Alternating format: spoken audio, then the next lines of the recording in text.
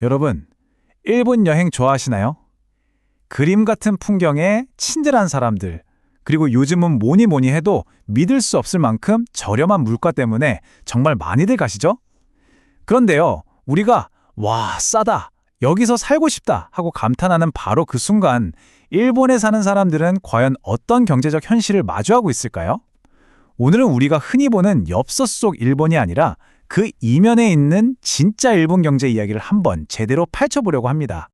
아마 많은 분들이 일본 여행 다녀오셨을 텐데 맛있는 음식 먹고 저렴하게 쇼핑하면서 진짜 일본은 여행객에게 천국이구나 하는 생각 한 번쯤은 해보셨을 거예요. 근데 과연 그 천국이 그곳에 발 딛고 살아가는 현지인들에게도 똑같이 천국일까요? 오늘 바로 그 간극에 대해 이야기해보려고 합니다. 자, 그럼 먼저 우리에게 가장 익숙한 시선부터 시작해 볼게요. 설레는 마음으로 캐리어를 끌고 일본에 도착한 여행객의 눈으로 본 일본은 과연 어떤 모습일까요? 일단 엔저 현상 덕분에 지갑 열기가 전혀 부담스럽지가 않죠.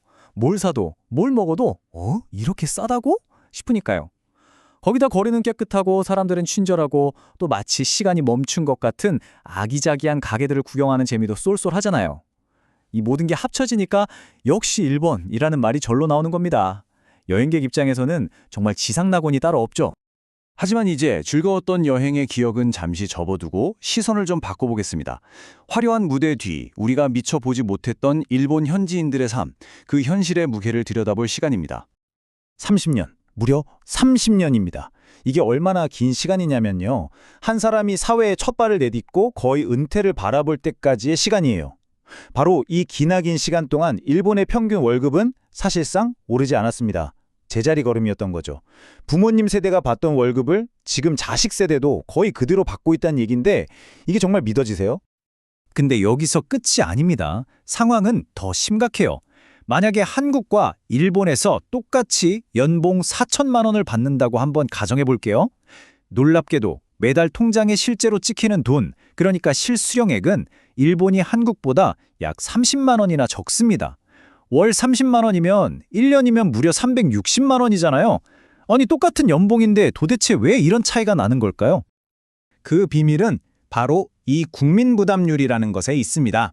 말이 좀 어려운데 쉽게 말해서 월급에서 떼가는 세금이랑 연금, 건강보험료 같은 걸 전부 다 합친 비율이에요.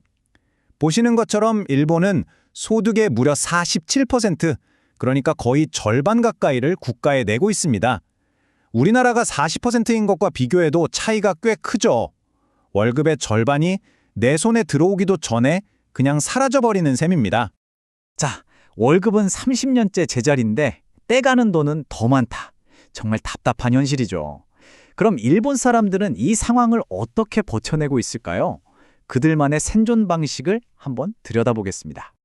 그 해답은 바로 절약에 있었습니다. 근데 이게 그냥 우리가 생각하는 아껴 쓰는 수준이 아니에요.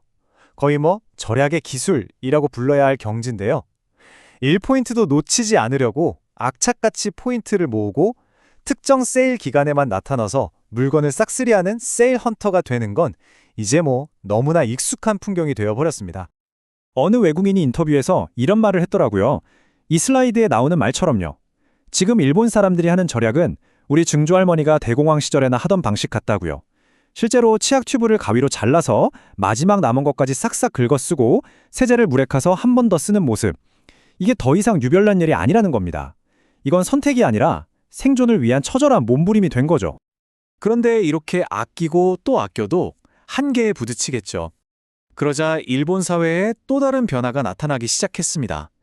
예전에는 세상에서 가장 안전하다고 믿었던 은행 예금만으로는 더 이상 미래를 그릴 수 없게 된 거예요. 결국 사람들은 살아남기 위해서 정말 울며 겨자 먹기로 주식이나 코인 같은 훨씬 위험한 투자 시장에 뛰어들고 있습니다. 아니 도대체 일본 경제가 어쩌다가 이렇게까지 깊은 침체의 늪에 빠지게 된 걸까요? 이제부터는 개인이 아무리 노력해도 바꿀 수 없는 좀 더 근본적이고 구조적인 원인을 본격적으로 파헤쳐 보겠습니다. 이 타임라인이 바로 일본의 잃어버린 30년을 아주 적나라하게 보여줍니다. 1991년 화려했던 버블 경제가 와르르 무너지면서 추락이 시작됐죠. 그 뒤로 2008년 글로벌 금융위기 때 바닥을 찍고 아주 최근에 들어서야 정말 겨우 30년 전 출발선으로 돌아온 겁니다. 한 세대가 평생을 일했는데 경제는 단 한 발자국도 앞으로 나아가지 못한 셈입니다. 우리가 여행 가서 그렇게 매력적으로 느꼈던 그 아날로그 감성 있잖아요. 사실 여기에는 아주 뼈아픈 역설이 숨어 있습니다. 이건 다시 말해 일본이 국가적인 디지털 전환에 실패했다는 강력한 증거이기도 하거든요. 대부분 현금만 쓰다 보니까 세금이 제대로 안 고치는 지하 경제 규모만 커지고 우리처럼 카드 쓰면 소득공제 해주는 그런 혜택도 당연히 없죠. 그럼 이 부담은 다 누가 질까요? 네, 맞습니다. 결국 고스란히 평범한 시민들의 몫으로 돌아오는 악순환이 계속되는 겁니다.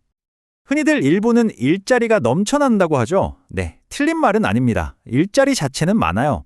그런데 문제는 어떤 일자리냐 하는 거죠. 그 속을 들여다보면 대부분이 소위 말하는 3D 업종, 그러니까 힘들고 더럽고 위험해서 일본 현지인들은 기피하는 일자리들입니다.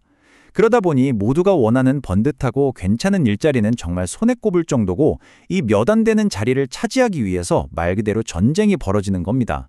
일자리는 많은데 갈 곳은 없는 정말 역설적인 상황인 거죠. 여기에 지역별로 천차만별인 최저임금은 이 불균형에 기름을 붓는 격입니다.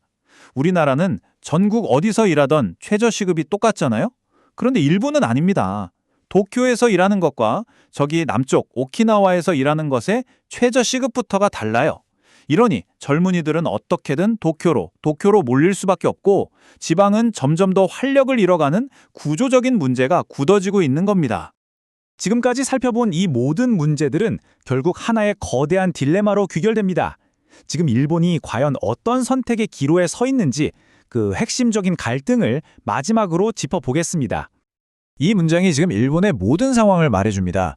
일본 정부가 외국인 관광객을 끌어들이기 위해 유지하고 있는 이 엔저 정책이 역설적이게도 바로 그 나라에 살고 있는 국민들의 지갑은 더 얇게, 자산 가치는 더 떨어뜨리는 경제적 함정이 되고 있다는 겁니다.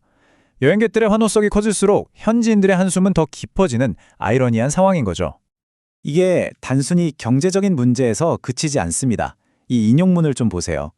교토의 한 상인이 한 말인데 관광객이 너무 몰려드니까 감당이 안 된다는 겁니다. 하루 100명이 오던 곳에 1000명이 온다. 정말 지쳐 쓰러질 지경이다라고요. 관광객을 위한 경제가 정작 그곳에 사는 사람들을 몰아내는 오버투어리즘의 비극이 현실이 되고 있는 겁니다. 그래서 우리는 마지막으로 이 질문 앞에 서게 됩니다.